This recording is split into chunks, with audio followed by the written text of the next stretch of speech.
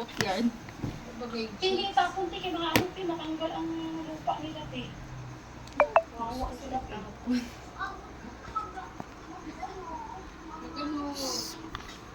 Bakit Tagalog pera talaga ako dati?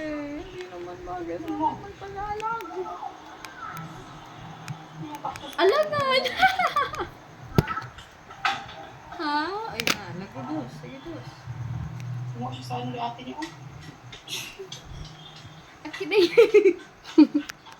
Gayahan na pag-walk doon.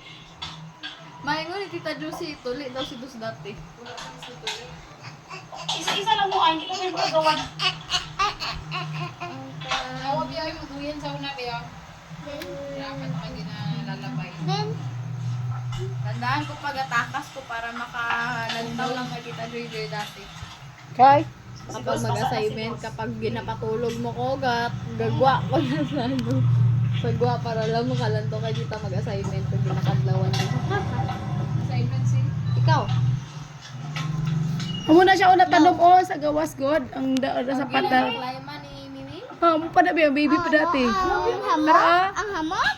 Oh, Sa tubig. Grabe man no, gamay-gamay siya dati. Subong ko dati. 50 pesos lang na bakal ako. Ano ko lang eh? Wow, grabe.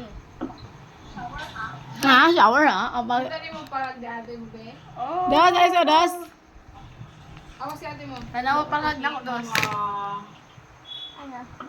Shower ha?